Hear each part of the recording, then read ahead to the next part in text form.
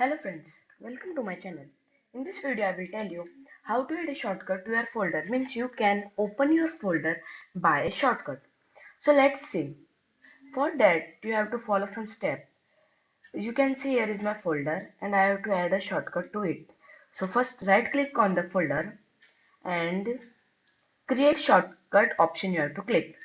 As you will click the folder, the shortcut of the folder will create.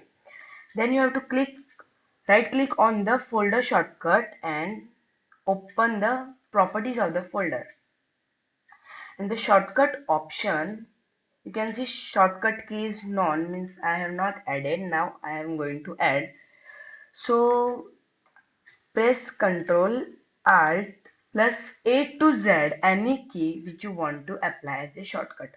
So my folder name is starting with F, so I am adding F as a shortcut. So you can see shortcut key is created after apply and OK.